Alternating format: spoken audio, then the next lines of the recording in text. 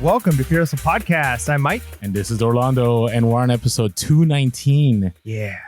And I'm excited about this. Well, I'm always excited about these episodes. Yeah. What I'm super excited for is we have not had an interview in a while, and we've got an amazing interview lined up. So I'm beyond excited because you know what? I think sometimes people get tired of just listening to us talk.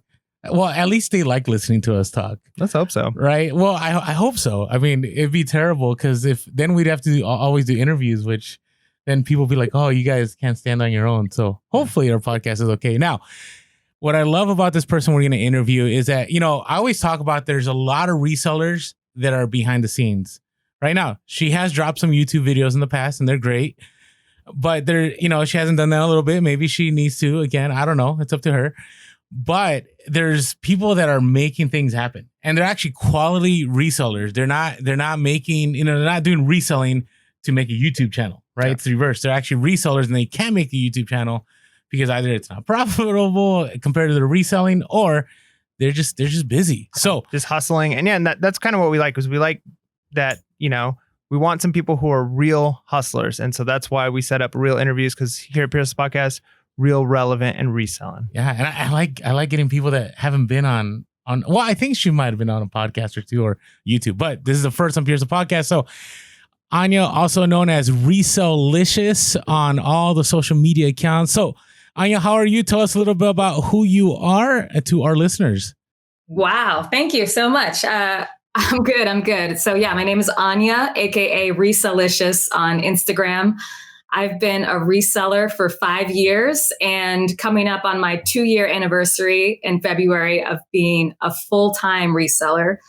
So over this time, I've grossed over $1 million in sales. Not saying that because that's some magic number. I'm just trying to give the audience some kind of idea about my experience level and what kind of value I may or may not have for some of your listeners. So my Instagram page might appear a little bit dead if you go to it, because I mostly post on my stories.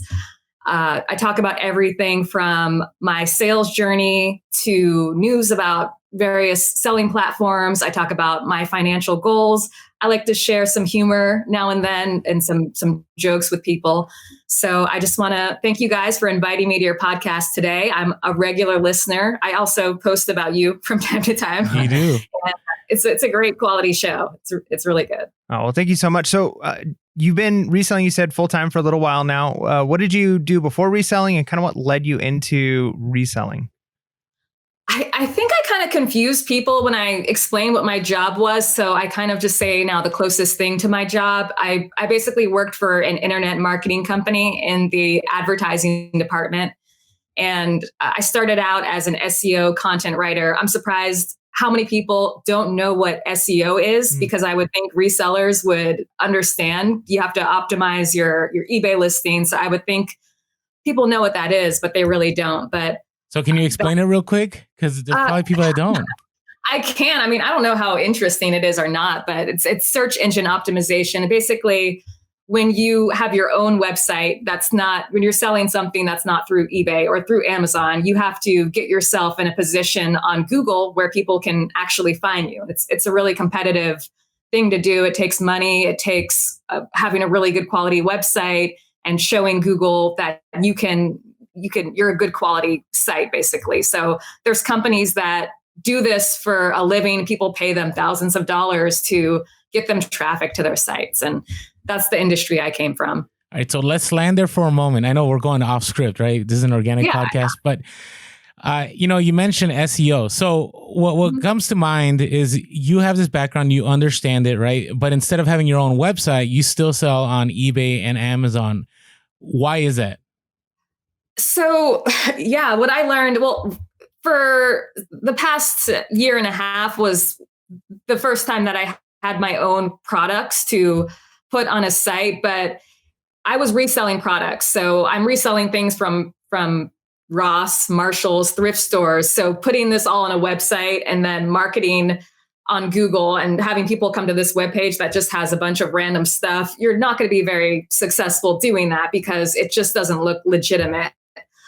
So it's better to go with a platform like Amazon or eBay, where you have all the credibility of those platforms and they do the SEO for you and they already have the built-in traffic. You don't have to pay for traffic. You don't have to put in hours into ranking organically to get traffic. So it's the best solution if you're selling someone else's product. But I do have private label products now, which are products that I have created and manufacture in China. And I'm working on a Shopify website to promote those because I think that's where it's more appropriate to have your own platform to sell on. Okay, Nice. the reason I ask that is because all the time, you'll be on social media and people are like, I'm done with eBay, I'm done with Amazon, I'm gonna make my own website. And I'm like, I don't think you understand like how hard it is to have your own website and to drive traffic, especially if you don't have if you have a huge social media following, it's easier, right? Because you just drive people there. But everything you just said tells me, yeah, I don't think I want to do that anytime soon. So, all right, let's go back. You're SEO marketer. I don't know if that's the official title of what you were doing before. Okay, and then what happened with reselling? So what happened was that was my first serious job after finishing school. That wasn't a summer job type of thing. And I worked at the same company for about 8 years. And I had pay raises over the years where I would get every couple of years, I'd get another couple $1,000s. I get a little promotion.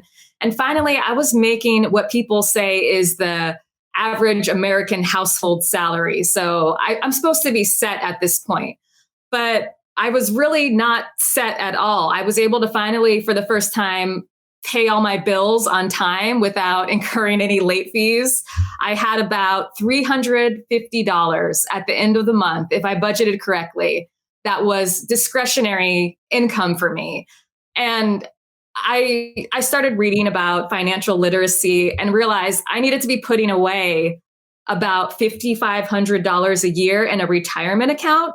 I mean, did you guys know that, right? Yeah.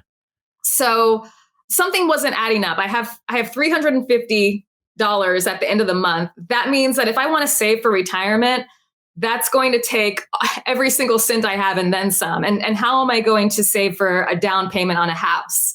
And if I'm using all that discretionary income for what responsible things like putting it in a retirement account, I'm not going to have any money to have fun with. I'm not going to be able to go to the movies, to eat out. And so I'm not a math expert, you guys. I didn't excel in math in school, but those numbers don't add up to me. So I realized I needed some other extra side income if I was going to get anywhere in life. So I became really disillusioned with the rat race and the salary idea that I'd been fed my whole life. Interesting. So how so you continued being, working in this marketing firm, and then how did you say, hey, I'm going to go to a thrift store. I'm going to go to do some retail. Like, how did that begin to happen? Yeah, well, I was trying to make a lot of things work within my budget. And so I wanted to, at this time, I'm getting older. I want to step up my wardrobe. I want to present myself better. So I start looking for clothes online and I come to eBay and I'm like, okay, eBay has deals. Let me put in these price filters. So I'm looking for a skirt and I put in, my filter, and the only stuff coming up in my budget is used clothes. So that was my first introduction. Like, wait, people sell used clothes. And even then, this was 5 years ago. So I think prices were a little bit more premium then. So I'm looking at a J. Crew skirt and it's used and it's still going for $30. It's still expensive. So I'm seeing, wow, that's actually serious money. And I didn't really think that much of it, but I was roommates with my sister, splitting the bills with her at this time. And she was ahead of me when it came to fashion. She's really into brands and quality clothing. And she decided to throw out a bunch of her clothes in trash bags one day. And I'm like, wait, don't do that. Don't throw those away. We can make money off of those. And she was like, no, I think I'm going to throw them away. They're going to take up too much space. And I had to beg her. I had to plead with her, like, no, don't, please let me sell them. And she was like, fine, but you better sell them soon if you want to, or I'm going to throw them in the trash. So I started listing her clothes and they started selling, and she saw what I was doing and she was like, okay, that's kind of cool. And she would pull something from her closet. And for, I think about 3 months, it took me to go through most of her clothes. I built up about $2,000 in this PayPal account. And I mean, that's a good amount of money, I think, to have just sitting in an account. I mean, I'm someone who was for years, month to month, and having a couple $100s at the end of the month. And now I have this $2,000 nest egg in PayPal. Wow. So no, that's amazing. So did you rope your sister into reselling also, or did she not get the bug from you? Yeah, she did get the bug from me eventually. It took her a few years to catch on. It wasn't until I got a lot more successful with eBay, when I reached the kind of $5,000 range, that she really took notice and was like, whoa, wait a minute, you can make serious money on that. So I did get her into that too. She's also been doing it full time. Okay, so it seems you moved pretty quick, I guess. So you're just saying this was 5 years ago, and now you're a full-time reseller, and you sell in various avenues. So how did you get there? Like, did you watch YouTube? Did you listen to podcasts? Or did you just randomly go with your phone and research for hours a day? Like, what did it take for you to get, let's say, to a place where you're making good money part-time? Well, after I acquired that $2,000 nest egg, I had been wanting more discretionary income, but then I was looking at it thinking, wait a minute, there's got to be a way to make more of this. So that's when I found YouTube. I was like, how do you find stuff to sell on eBay? And that's when I saw Rake and Profit and whoever was around 5 years ago. Yeah. And they were all about go to the thrift store and buy clothes, and you can buy other used stuff to sell. So that's when I started going to the thrift store. I would watch those videos and list. And I was all over YouTube at that time. I found the Scavenger Life podcast, and they were huge thrifters. They had thousands of items. So I started to get the idea in my head, wow, wait a minute. If I get enough items, I could actually do this full time and I wouldn't have to work a job at all. That's really cool. So you said you were rooming with your sister, and obviously space was an issue if she's trying to get rid of this clothes that fast. So did you end up having like stuff stacked all in your house, like of as you started to get more and more inventory? Like, what did that look like? Because I remember it started with like, all right, I've got like this tote, and then the tote turned into a rack, and the next thing you know, I'm converting whole rooms into inventory storage. So what did that look like for you? Yeah, it wasn't too bad at that point. I mean, after I think another year or so, she ended up getting married and I moved out on my own. So it did start to become a problem. She would complain about it to me. We had a living room, and then I had these large boxes in the living room that had just clothes in them. It was mostly just clothes at that time. So those don't take up too much space. It's all the hard goods and other things that really take up space. But I had stuff in the laundry room, and then I think I had racks in my bedroom that had clothes. So it was starting to get crowded. But at that point, it wasn't what it is now for me living alone. I use my apartment as basically storage. But it was there was a little tension there for sure. Okay.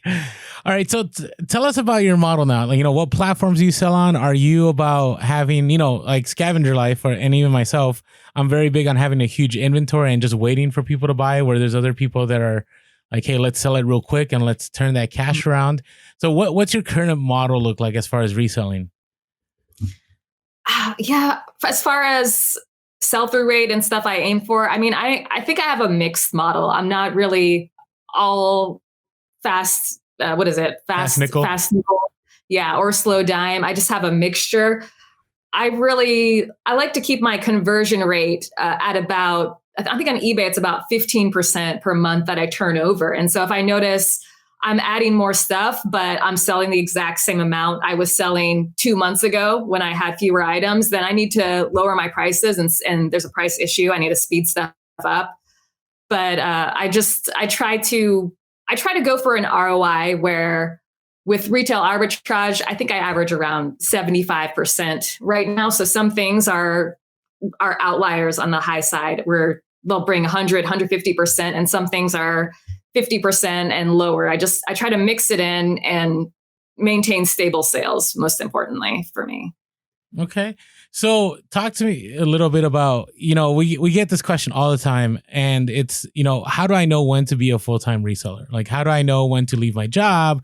How do I, I see you're cringing a little bit there because it's a different scenario for everyone, right? You got to have your comfort level.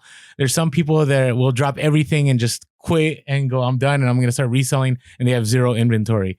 Then there's other people that play it safe like us. So explain to us that process. Like what led you to go, hey, I can do this full time, and what needed to take place for you to get to that?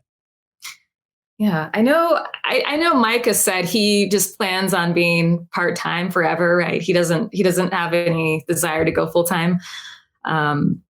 It's interesting because I don't like working a full-time job for another person. I never really did. And I always kind of hoped I would find something that I could do independently.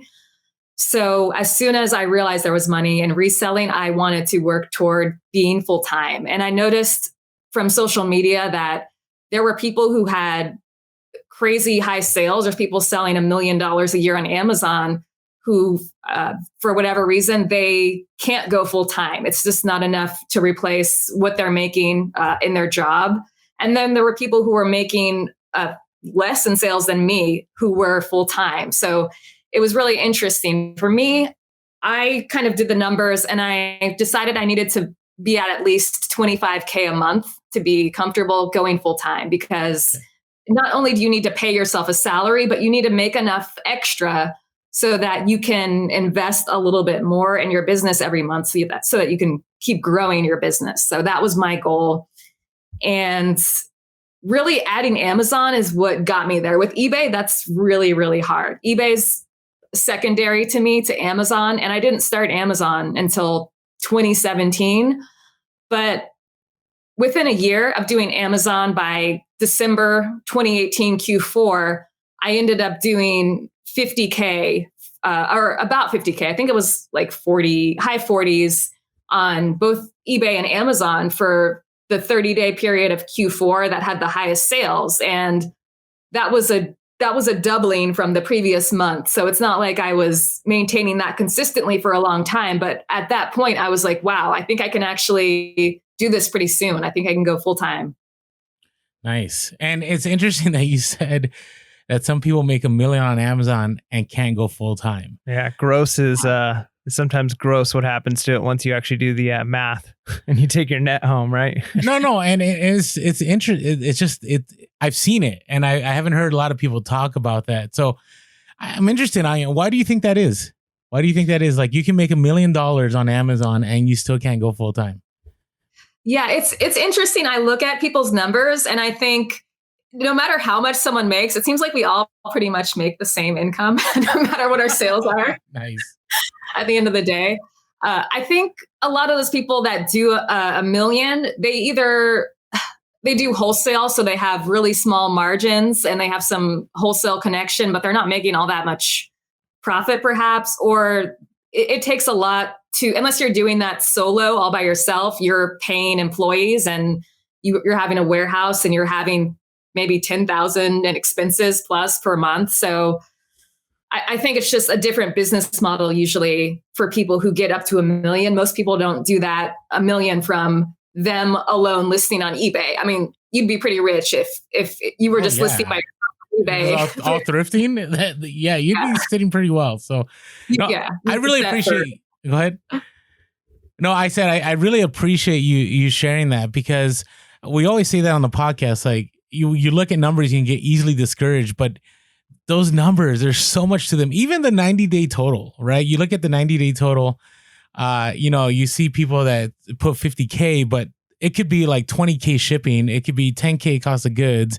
It could be another 5 to 7K fee. I mean, before you know it, like you said, you could be making just as much money as that individual, yet your numbers are half of what their numbers are, it is fascinating. I'm really interested in the only reason I say that, and I've said this to Mike too, is like, I hope one day that I get to a place where I can actually show, I am making a ton of money because here's my property, here's what's going on. But even cost of living plays a part in that, right? Like in San Diego, I live in a condo, and that's because I'm pretty sure if I was in the South, I'd be doing pretty well right now, like really well. But yeah, it's odd. So, all right. Well, thank you for sharing that. So talk to me about how things have changed. So you hit some thrift stores and then you started doing some retail arbitrage. And as we followed you on Instagram, we've noticed that you go back and forth. Like I've heard you sometimes say, I'm just going to do Amazon. I'm kind of slowing down on eBay. I'm going to go, I just want to go private label. I mean, I think you've said that at one time. And so how have things changed over that time? I feel attacked. No, I'm not trying. I'm just trying to keep it real here a little bit. Right. I mean, things have changed a lot the past year because before this COVID situation hit, I was doing a lot of OA and I thought, wow, I don't have to ever step into a store again. It's just optional for me. But then a lot of online stores got shut down. Like Burlington.com used to be a big source for me. And they just decided, I don't think it was even COVID related. They just decided we're not going to sell online anymore. It's not profitable for us. So a lot of my online stuff got cut off for whatever reason. The stores weren't restocking the things I used to buy before. So I've been doing a lot more RA and going back to the drawing board with that. Whereas I thought I'd graduated from the RA stuff. And with Amazon, I think you talked about me saying I'm going to just focus on Amazon, less eBay. But I really noticed with Amazon, there seems to be this equation where the higher sales you get after a certain point, the less profit you make per sale. And so I started noticing, here I am, I'm making $5,000 more on Amazon than I made last month, but I'm only on my profit breakdown on Inventory Lab, I have $500 profit from that. So I realized the profit on eBay is really good. So it would make more sense for me to make an extra $5,000 from eBay than it does from Amazon. It's just, I don't know why. It's after a certain point on Amazon. Like Amazon, when you get up to about 20K, 25K in sales, I think you can make a strong profit. But the more that you try to do, it seems like the less return you get. Have you ever noticed that with Amazon? Yeah, well, and not just Amazon, but I think like that's an economic principle, law of diminishing returns, right? Like that tends to happen a lot of times in different businesses. The more profit you make in that gross number, you get to a threshold where it takes more to make less. And for some companies, it's worth it to put in the more to make less because they can do it at such scale. But yeah, for an individual, that could be really tough to try and do that. So when you first started Amazon, it sounds like you started doing retail arbitrage. So did you notice that you were gated in a lot of categories and you had to kind of work your way through that? Because I've never actually done the Amazon thing. I've tried a couple times to start, but I get frustrated with the gating. And then I'm like, I don't even know if I want to put in the effort of finding an area I'm not and then getting ungated. Like, what was your journey through that? Yeah, Amazon was gated in a lot of stuff when I joined. So I have my own particular theory about what happened with Amazon and the gating, but I started Amazon in 2017 in the fall. And right in the fall 2017, I believe, based on talking to a lot of people, was the cutoff date for when they started gating things heavily. Because I had heard from word of mouth, when you get to 50K in sales, you're ungated in everything. That wasn't the case for me and other people who started around the same time as me. I got to 50K in sales and I was expecting to get brands like Nike and Under Armour. It didn't happen. And then I got to about 100K in sales and I got Puma, Under Armour, Reebok, some of those sports brands. No Nike, no some of these more premium brands. And it was really hard when I started. I focused a lot on non-brand products and making my own listings. And it was definitely hard, but I ended up finding a niche where I could add a lot of stuff to the Amazon catalog. And I found a way to sell stuff that wasn't name brand. But yeah, it's really hard. I would just recommend, if you want to sell on Amazon, just spend the money and buy all the ungatings you can possibly get, because it takes a long time. It took me years, and up until this past year, January last year, about 2 years of selling. And I think I was around 500K in sales. That's when I finally got ungated in all those, pretty much every brand. All the toy brands I clicked on, almost all of them, I got auto ungated, like Lego. It took me $500,000 to get ungated in Lego automatically. So yeah, I just say, just spend the money and buy what you want to sell and don't waste time, because you're going to have to spend enough to have to get 500K? Yeah. Or would you rather just spend $1,000 to get the ungating on the brand? That seems a lot easier to me. Yeah, no kidding.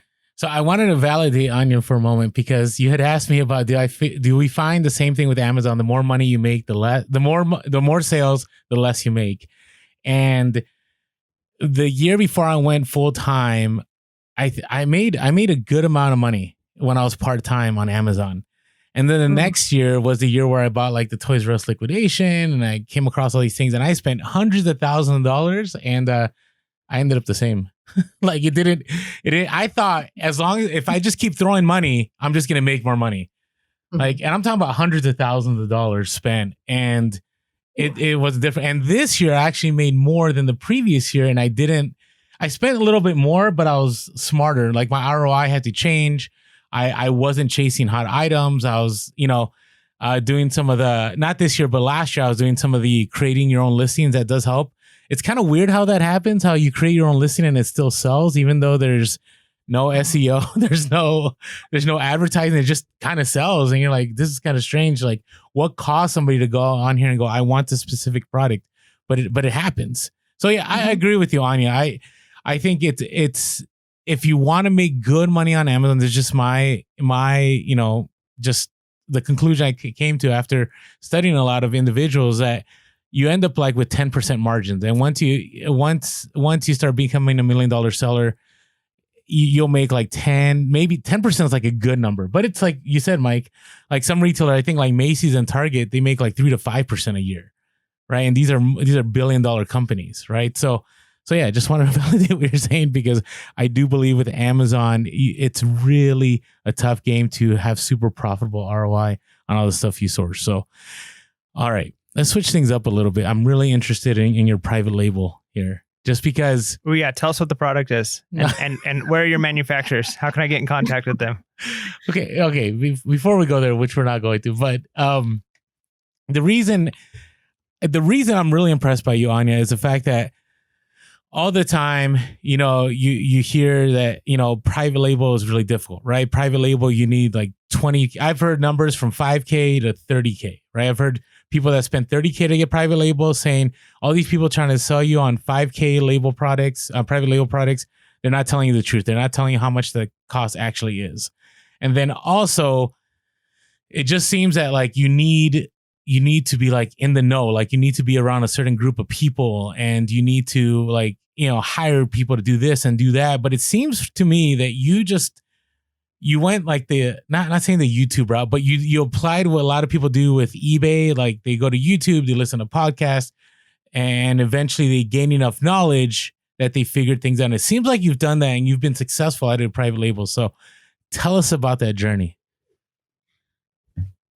Yeah, I think people overcomplicate private label, and I think it's part of the marketing of private label. I think I kind of caught on to that. So I never, it seemed pretty easy and straightforward to me, because like I was saying a few minutes ago, when I started Amazon, I was gated in a lot, and I created a lot of my own listings. I ended up buying a bunch of UPCs from eBay to create listings, because a lot of these products didn't even have UPCs on them. And within a year, I went through 400 UPCs, which means I created over 400 listings on Amazon, and I would just list stuff and the items would sell. And I'd have multi-quantity often, and I've sold up to 50 items of things that I've just listed on Amazon. So when I heard people talk about you need to have this premium packaging, your listing has to have video and this, I'm like, no, you don't have to do that. I've sold a bunch of products. So I think that gave me some confidence in just being able to, if you find the right product, you can just sell it with a simple, basic listing. I know there's a lot of courses out there. I prepared a special analogy for this, because I had a feeling you're going to ask that. But Nice. So when I was younger, this is about courses that claim to teach you everything about Amazon, courses versus just going the free content route. So when I was younger, I was really into a lot of movies that were coming out, and I would watch all of the trailers for the movies, and I would watch all the interviews, the behind the scenes content. So when I finally got to the theater, I was so excited thinking like, this movie is going to be so good. And I would watch the movie and, I paid all this, I paid $15 for my ticket and the popcorn. I'm watching the movie and I'm disappointed because I feel like I've already seen all this before. It's just being all presented now in order, but I already knew what was going to happen. There were no surprises. For me, that's how I feel about these private label courses. I feel like the free content is out there and it's the same as what's in the courses.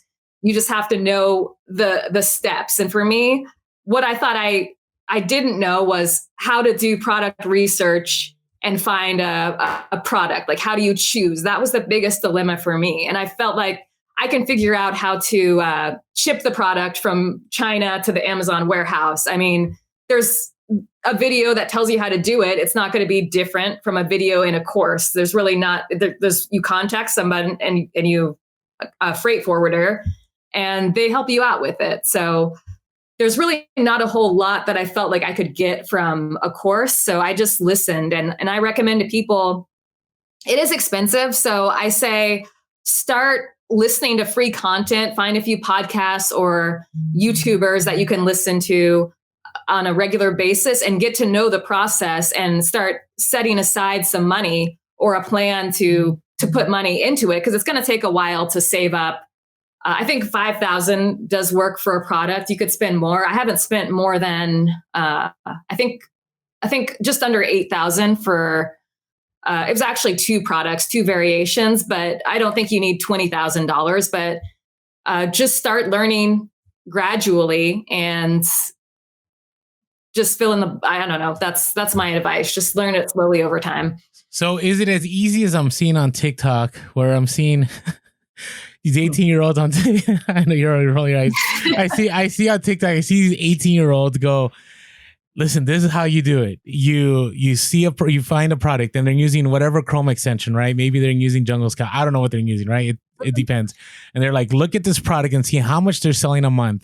And then you find out how much they're selling a month. You go over to Alibaba and then you find that product and then you buy a lot of product. Then you go over to this site and it's going to help you build your Shopify. Then you build your Shopify and boom, you're done with private label. You're ready to go. Or you put it on Amazon. Is it that easy? Yeah, it's as easy as they say on TikTok. Of course, everything on TikTok is true. I mean, is that a discussion? Yeah. No, I mean, I think so. From what I hear, it used to be like that with private label, where you could just look up, oh, wow, garlic presses are selling $1 million a month. And then you would go to Alibaba, order a garlic press and just put it up on Amazon.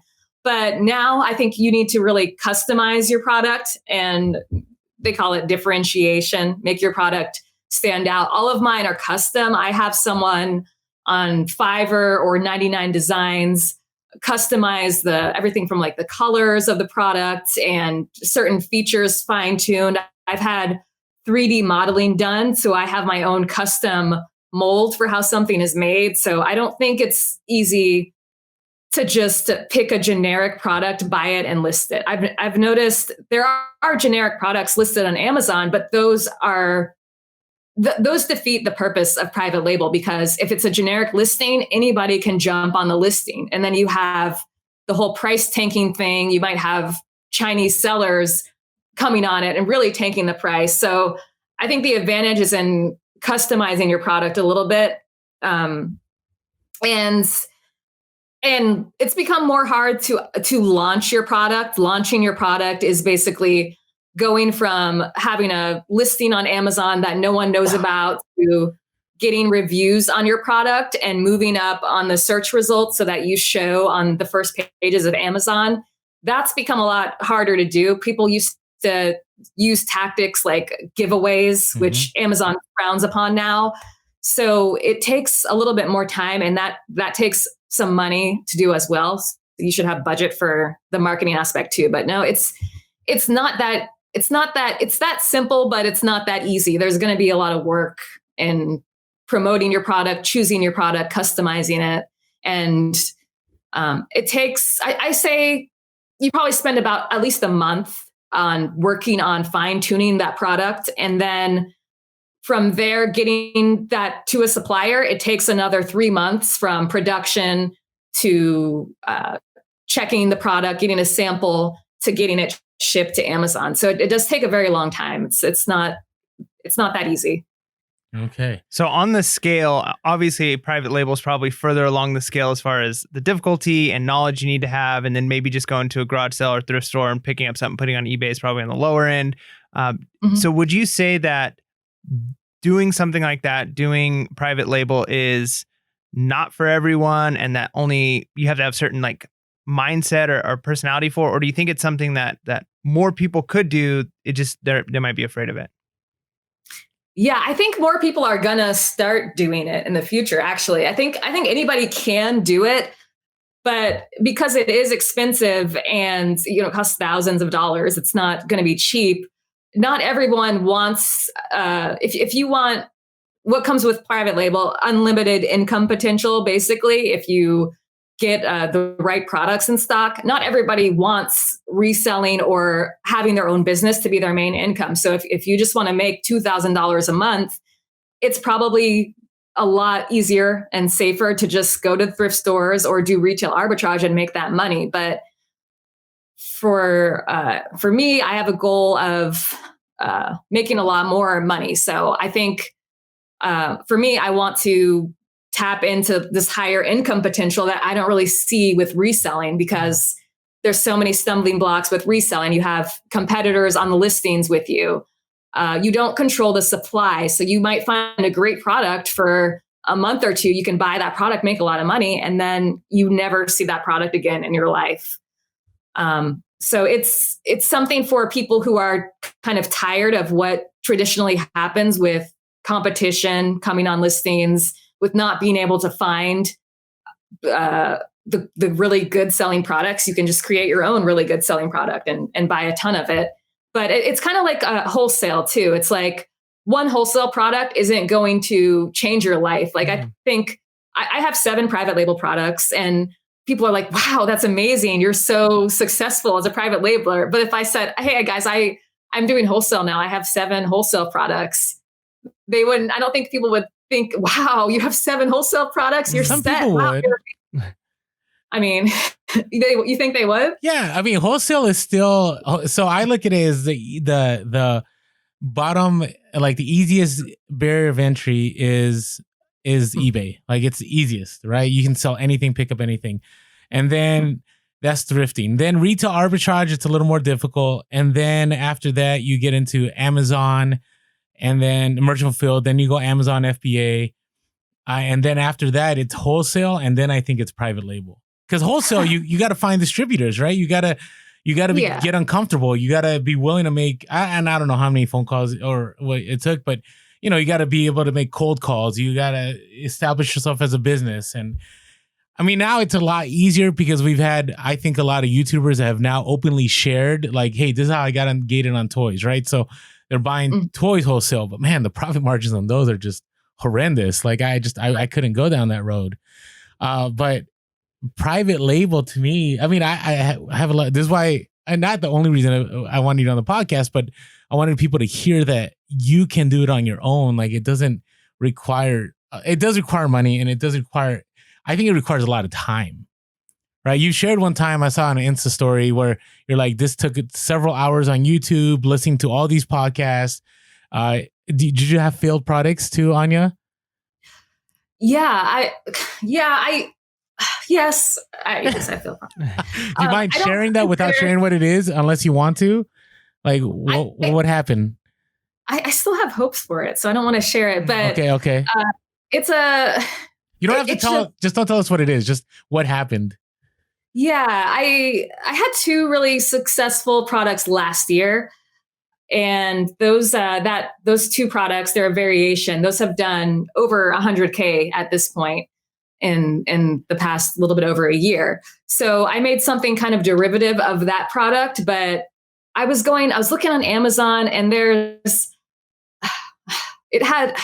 don't know how to describe it. It just, this product didn't seem to be doing that well on Amazon, but there was one particular listing on Amazon. It was actually sold by Amazon itself, and it was very similar to my product. So that was my mistake, was that there weren't a ton of listings that were doing well with this variation that I wanted to do, but Amazon was doing really well. And I thought, if I can just become a legitimate competitor to Amazon's version of this by making it kind of similar to theirs, then I think I could get some of that market share. And using the tools to look up Amazon's, it looked like that variation was doing really good money.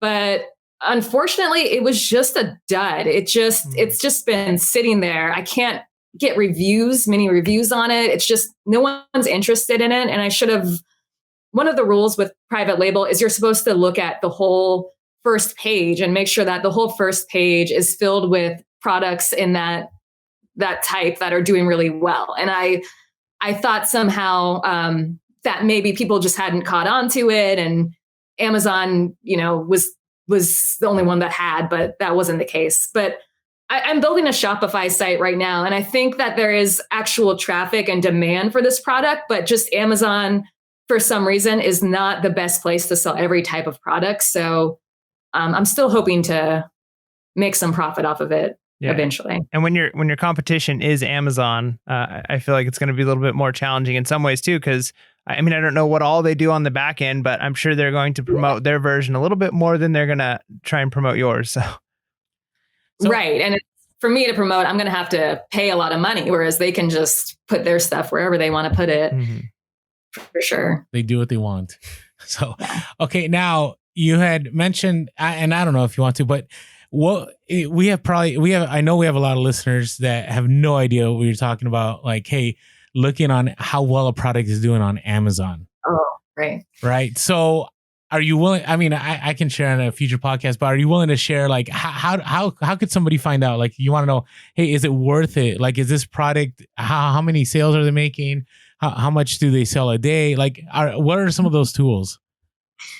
Yeah, there's a list of guidelines that people say you should use to choose your private label product. And I've used Viral Launch. I think my subscription, I don't know, something happened with my debit card, so I'm not currently subscribed, but I've used Viral Launch. There's also Jungle Scout. Helium 10 is probably the big one right now to use. They're just plugins that you pay. They're kind of expensive, anywhere from $50 to $100 a month to use these plugins. But what you can do is you can go to Amazon and you can type in kitchen forks and knives or something like that. And all the listings come up on Amazon, and you just click on this plugin and it goes listing by listing. It tells you this product is based on the rank. It calculates this product is ranked number 56 in kitchen. It's selling $1 million a month. And you can go down the page. This product is ranked 1,000. It's selling 500,000 a month. So you can see what the average monthly sales are for the product that you want to list. So if you're like, I want to make $1 million a month, you'd want to be looking for products that make that much money. I don't think you could launch a product like that, because I'm sure those are well established with tens of thousands of reviews, but that's pretty much how it works. So, but for other criteria you want to look at competition. So you actually want to balance, this has really high sales volume, but I've also noticed that on the first page, and they have an average of 20 reviews per listing, which isn't that bad. You're like, okay, I can get 20 reviews on a product, so I could probably compete with these guys. It's really accurate, because I've tested this with my own products, but it tells you approximately how much it would cost to get the product made on Alibaba. So one of my products costs about $5.50 to get made on Alibaba. And if I use the Viral Launch tool to type in this type of product and see how much it would cost me, it says it would cost you about $5 to $6 landed. It's like dead accurate. So you can, you said, you don't know how much it costs to get a product done. You've heard people throw out, it costs $30,000. Mm-hmm. If you have a tool, you can just reverse calculate exactly how much it's going to cost it gives you all that data, really useful data. No, I think you touch on something there, is that when you pay individuals for these courses and this knowledge, they're using the same tools that everybody else has access to, right? So I think about like online arbitrage drops, right? That I think that's like the latest trend I've seen. I saw this last Q4 is like, hey, by these drops, all they're doing is using retail arbitrage. I mean, not retail, they're using tactical arbitrage, or they're using some kind of tool that everybody has access to, but it's only what you know, right? If you don't know, you don't know. And sometimes it's worth it to pay to have that knowledge that you don't know. And then once you feel comfortable in using those mechanisms, then it's kind of like, okay, I don't need to pay anybody. I can figure this out on my own. And it seems like that's what you've done.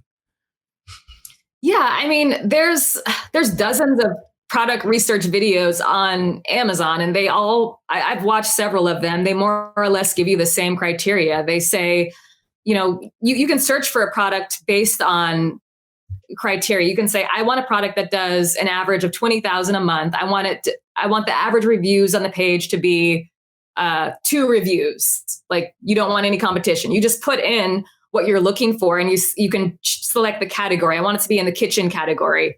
And it just gives you a list of all the potential products. And that's basically all everyone's doing. They just give you slightly different tweaks. Like, it's really funny. The tweaks they give you aren't all that different. They'll say, I have a special way of looking at it. Instead of putting in, I want my product to do 15,000 a month, I put in 15,500 because then I won't get the same things as everyone else. But really, I mean, you can play around with it and tweak it yourself. You don't have to use exact criteria. There's no magical criteria. So, I just think the free content explains it all. And if you're an absolute beginner, you might want a course if you don't know anything about Amazon at all. But I think most people listening to this, or people who sell on Amazon, can figure it out with just a few extra supplements. Yeah, it's just time. Yeah. I mean, it's just time. It's how much time are you willing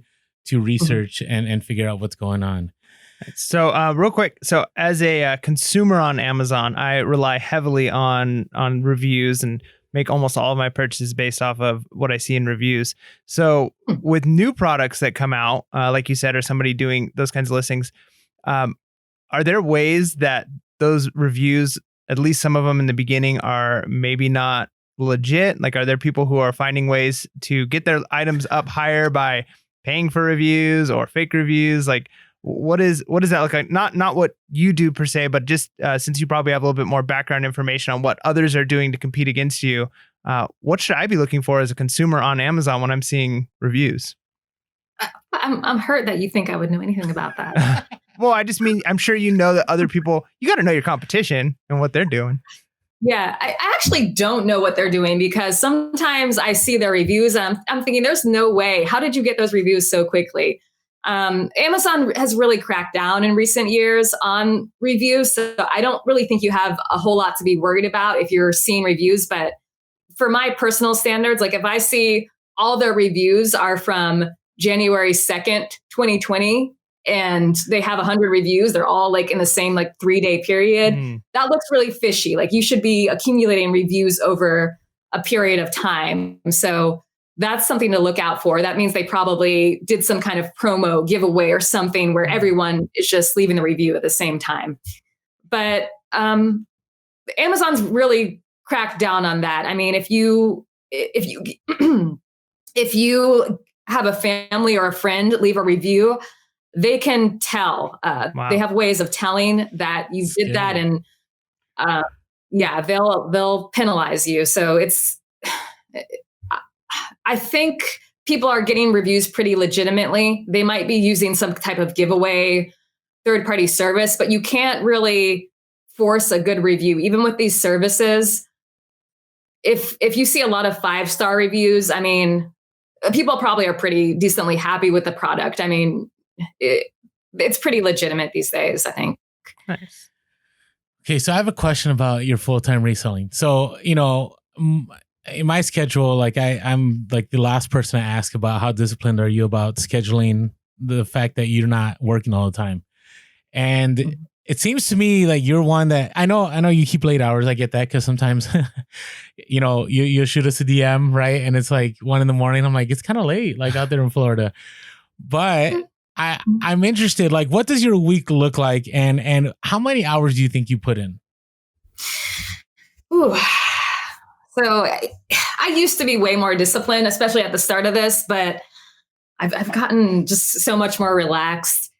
How much I put in, it really depends on my cash flow that given week. I mean, I would say I haven't been putting in the hours I did at the start just because this past year kind of hit me a little bit harder and I don't have as much inventory to process. I'm trying to jumpstart my business a little bit, but I would say I'm just working a 40 to 48 hour week right now. And that's not super hard work. I mean, sometimes I have podcast, TV going in the background, but I've worked up to 80, 90 hour weeks at times when I have peak sales. And I'm not really a very scheduled person. I kind of just do things whenever. Like I know if I have a lot of packing to do, then I'll get straight to the packing. If I'm going sourcing, I'll if I know, I don't know, if I'll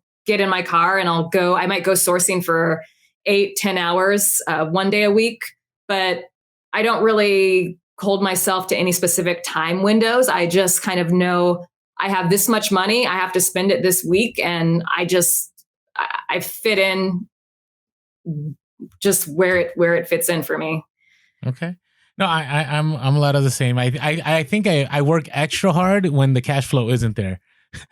And then when the cash flow is there, I work, and maybe you're different. I know. I just feel that you're opposite. I just feel like in reselling, when the money isn't coming in, it just means I got to work more. And then when the money's coming in, I don't know. I guess during Q4, I work more when the money's coming in because you got to execute at that time. But like right now in January, like things are kind of slow. So I'm working more because I need to get things back to a certain level. Now, you had mentioned you spend a certain week. So do you budget out your capital, like how much you're going to spend a week? Well, so I have a structure where I pay myself a set salary and it comes out. I use a paycheck system, gusto.com or Gusto. I'm not sure what it's called, but pretty much almost everything that doesn't go to myself, I will spend on pretty much on inventory and things like that. So it's not really the budget kind of depends on how well I'm doing at a given time. All right. So explain to us that payroll system. I mean, and if you have an affiliate link, we'll drive everyone to your affiliate link on your bio on Instagram. But how did that change things for you? So I haven't met with my CPA in a while, and I'm finishing up my taxes from last year. So I'm a little bit rusty on how this works, but basically I had a regular LLC previously. And with the regular LLC, I didn't pay myself a paycheck. Everything I made, all of my profit was what I paid taxes on. And so I changed my business structure last year to an S Corp. And with an S Corp, you can pay yourself a salary and your salary is a deduction. So I pay myself, I don't know my exact salary, like 45,000 or something like that. And then when I'm doing my taxes for my business income, whatever other profit doesn't go to my salary stays in my business account, I deduct the 48,000 salary as a business expense. So I owe very few taxes on the business relative to last year. I basically saved like about half in taxes from having this structure. So, and then the payroll system, what it does is it automatically takes out your taxes. So I think it's about something like $2,000. I basically get $1,500 every couple of weeks, and it takes $2,000 and then it holds $500 of that aside, and it automatically pays payroll taxes, Social Security, and stuff like that. So I just get the portion after tax for my income, and I don't really have to worry about filing all that stuff separately. That's nice. And I appreciate what you said about, deductions and so on. Again, we offer no tax advice or any of that information. This is just what we do. But I see it a lot on social media that it's a flex how much taxes you pay. And I'm like, I don't know if that's a flex. Yeah. I think that's just a lack of understanding of, there's plenty of things you can do with your taxes that are legal that can prevent you from having to pay so much in taxes. But Yeah, you should flex how much you're able to not pay. I know, I agree. But I mean, I see resellers all the time. Like, I had to pay this much. I'm like, wow. Like, either A, you made a ton of money, or B, you need to get a new CPA that can figure out like the tax laws for you. So would you agree with that, or am I off? I mean, didn't Donald Trump pay $700 in taxes? For yeah, it's true. Bezos paid zero. So yeah, I mean, how much? Jeff Bezos doesn't. I don't think Amazon pays taxes often, but yeah, it's the first. Yeah, I mean, you probably are making a lot of profit, but for me, the first year I went full time. That previous year I had all my job salary, and then I had my full-time. I was basically a full-time reseller and working a full-time job. So I had a really big salary that year. And I filed an extension for my taxes. So I found out that I owed like $30,000 in taxes. And I was not prepared for that, because when you're growing your business, you're putting all your money into inventory. So I have, here I am with 100,000 plus in inventory, but it's not that liquid. So that was a shocker for me. So I got a CPA that year, and he's helped me to get on this S Corp structure where I can pay about half that much. And that's been very helpful. But yeah, I mean, I don't think I don't know if that's a flex. You want to pay less taxes. I mean, who doesn't want to pay less taxes? I appreciate you saying that, though, because the same thing happened to me. My first year that I was full time, I still had salary from my previous employment, and when I added those two together, the number was not pretty. So I get where you're coming from with that. And then when you're self-employed and that's all you are, like it definitely helps you a lot more in taxes. And so, right? Would you agree? You're like, no.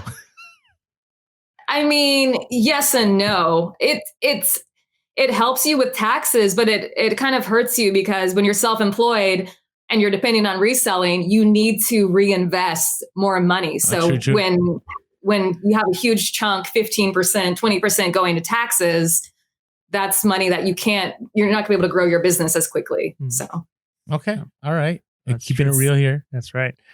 So since we're already on taxes, and that's everyone's favorite subject, what are maybe some failures in your reselling career? Maybe like a top failure that you learned from, and what was the lesson you learned from it?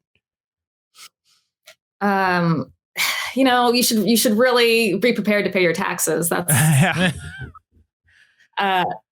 I don't think I look at my failures this is kind of cliche, but as learning experiences. So I think I have a ton of failures that stand out, but last year for sure, my business got affected by the whole pandemic. And for a while, I was like everyone else, I was doing really well because things were selling great online. I was finding products to sell at a high markup, but that only lasted for me like a few months. And then after that, my regular items were really slowed down. Even my private label products were doing about half as well as they had done the previous year. And I think my mistake was I kept expecting things to be the same. In August, typically football cleats are everywhere to buy. And I do pretty well selling football cleats. So I was thinking, oh, well, I can't find that much this month, but I'm just going to go extra hard when the football cleats come out. And then the football cleats didn't come out.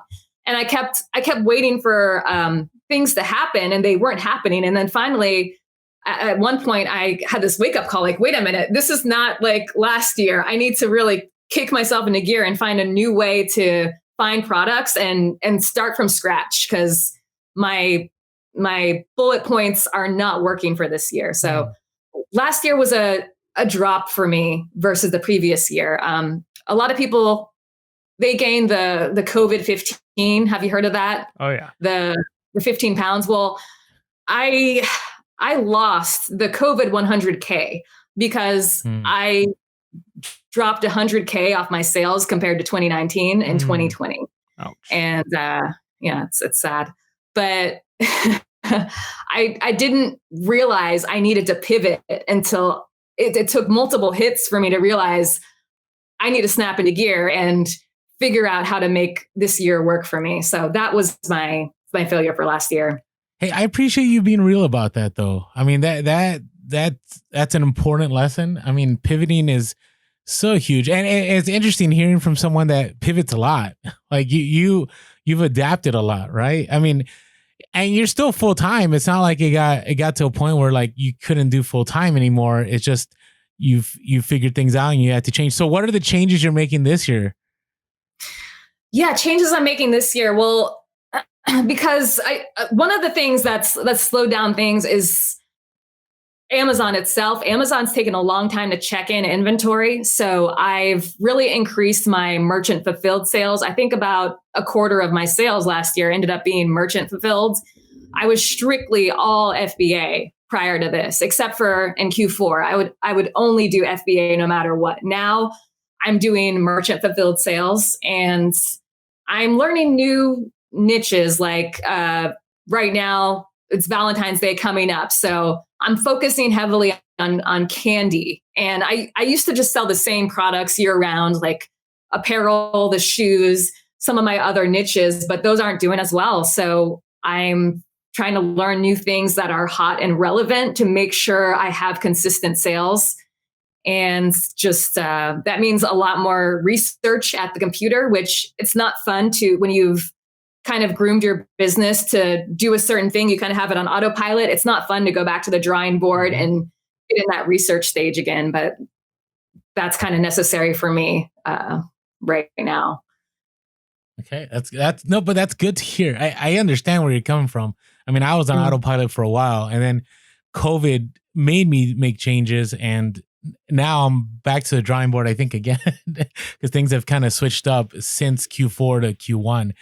Now, you said you're still doing garage sales and thrifting again. I am. Well, no, I mean, thrifting, Mike and I would say we're not doing, right? Yeah, in the sense, it's tough here. It is bad right now. COVID, or is that just the prices? We don't know. Like it is, the inventory is low, the prices are high.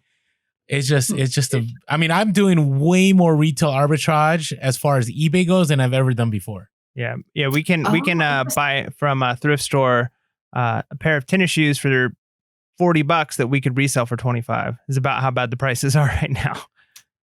So I wonder if that's I haven't been to a thrift store in a while. Do you hear that from other people? No, I mean, geographically. I think geography plays a part. I talked about this week. Like all I did is Marshalls, TJ Maxx, Raw. Like that's all I did, which is not the norm for me. Like during Q4, that's the norm.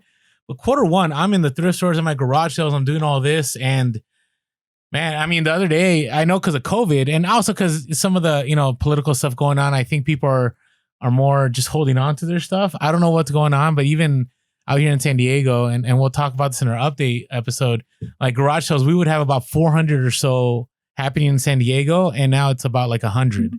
And then where we live, it's down to like 30. And then you cut that down even more, it's there's nothing there. And so I don't like sourcing retail arbitrage because you know how it is. It's a lot of money when you do retail arbitrage, and you got to sell fast. And I'm not a sell fast kind of guy, but on eBay at least. On Amazon I am, but not on eBay. But I got to adapt. So I don't know. I feel like I think Anya could have her own podcast. But anyways, just saying. Talk to me a little bit. I've been interested. What was my question? Oh, so I had seen this on social media, and somebody had asked, what is, not you particularly, but resellers, what's your exit strategy? Let's say reselling doesn't work, right? Let's say, which I believe reselling is always going to be around. It's just about pivoting and adapting. But you had talked about like there's certain ceilings, like there's only so much you believe can happen in reselling. So what, you don't have to share everything, but I find that most resellers that are, let's say, I don't want to say, there's a word, I don't want to insult anyone, but that understand that like reselling can't be the end all, like have multiple streams of income. So are there other things you're doing on the side that you're growing in case you need an exit strategy? So if this reselling thing doesn't work out, I think private label is different from reselling because it doesn't require having to rely on other businesses to give you the products that you need at the price you need. So for me, setting that up is part of my exit strategy. Hopefully, it's a really, really big business right now for people to actually buy private label brands. And there's big companies.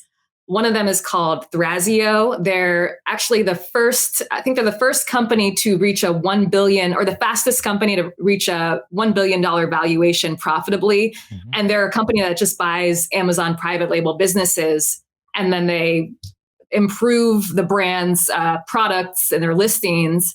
And they are dominating private label on Amazon. So yeah, they bought out a third of Amazon third-party seller private label companies, just in case you're wondering who this company is. And they just tweak it and make more money on top of those companies. So, all right, keep going.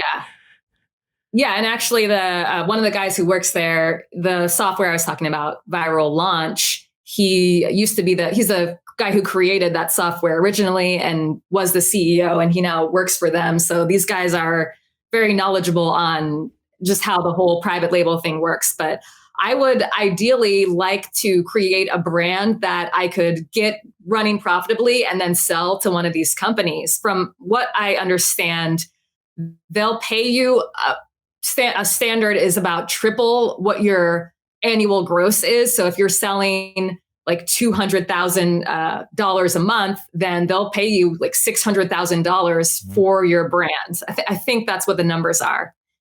It could have been 3x your profit, but I think it was 3 times your gross sales that they'll pay you. I'm not totally sure on that, but basically I would want to grow a really profitable brand and then sell it, because when you're, even if the private label, with all this reselling, you're always putting in more money and you can never really enjoy the profit because you have to make another order. And then that time you have to increase your order quantity. So you're putting in more money, and you never really just have like a huge nest egg until, I feel like when you sell out, you sell all your inventory and you sell your business, you get an influx of profit. And that would be my end goal. I don't have really any other revenue sources. I'd like to have something that didn't involve spending money to make money.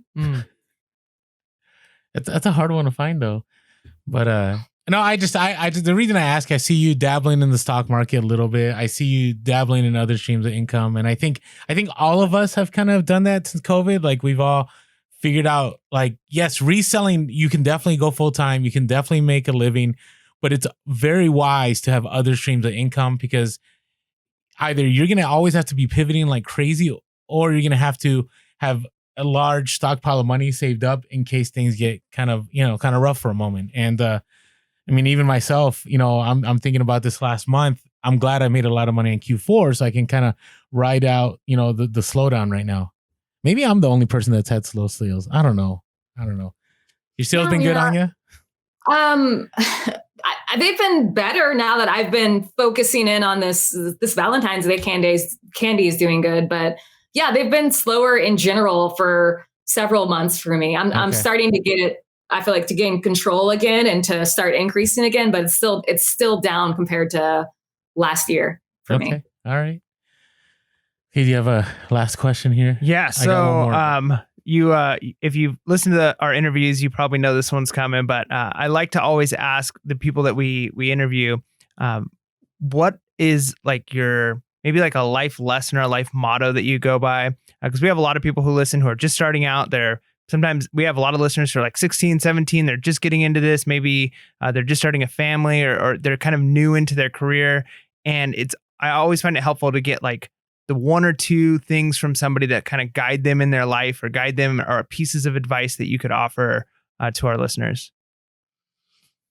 Ooh, I actually didn't know this question was coming. Okay, everyone, pay your taxes. Nice.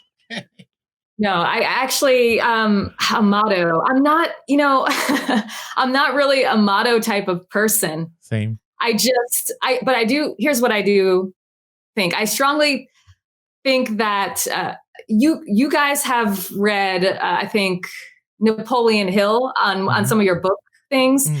And I think it's him. It might not be, but one of these self-help people talk about the top 5%. And they give this story about how out of 100 people starting out, only 5% of them are going to have enough money for retirement, and how everyone wants to be in the top 5%. So for me, my whole thing with life and money is that just doing the average or even a little bit better than average is not enough. I'm really thinking long term, and I want to make sure that I'm creating an excess of money so that I can be prepared for the future. So my thing is, people still tell me I did 100K less this year than last year. So I did just under 400,000 sales this year.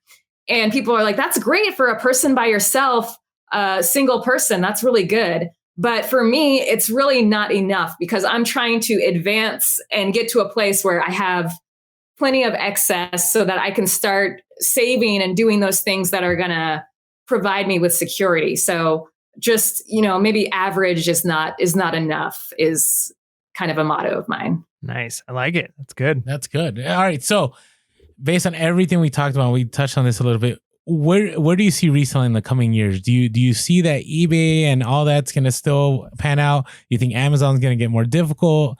Do you think, based on everything that's going on, the unknown, the stuff we don't talk about on the podcast, do you think that reselling is going to be up for a huge turn? What are your thoughts?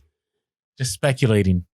I think it's still going to be around. I think it's going to change. I think it's already started changing. Like you mentioned earlier, the groups, the Discord groups. I think there's going to be those leaders that are giving people the leads, and whether stores clamp down, they're calling, you talk about this a lot, they're calling people scalpers nowadays, and reselling is looked down upon. So maybe they want to crack down resellers, but there's going to be people finding ways to get it around it. And they're going to, whether they charge money or not, they're going to share with other people how they can get around it too. And we're just going to keep beating the system. So I think reselling is going to be around. It just might change its form a little bit. Okay. Nice. Well, do you have any last words you want to give our listeners, or maybe tell them how they can find you and get a hold of some of your content? You can find me on Instagram at Resellicious, but you're going to have to pay attention to my story. Make sure you're following my story because that's where I do most of my posts. Yeah, and she drops a lot of knowledge. I will tell you, Anya, I'm still very impressed by your business model and how you figured things out. You say you're not good at numbers, but you know your numbers. Like everything I hear from you, like you know exactly what you need to make, what it takes to get there, and so on. And I think I find that's one thing that a lot of resellers struggle with. I know myself, I don't want to know the numbers. I just want to work and have the money in my bank account and I'm good to go. But Anya, respect to your hustle. You do a great job, and I really appreciate you coming on the podcast and sharing what you do. And I think this brought a lot of value to a lot of people. Oh yeah. So, all right, thank you, Anya. So find her Resellicious on Instagram and on YouTube. You can watch her videos from back in the day, and maybe she'll throw some other ones up there soon. So with that being said, hey everyone, make sure to be real, be relevant, and be reselling. Peace.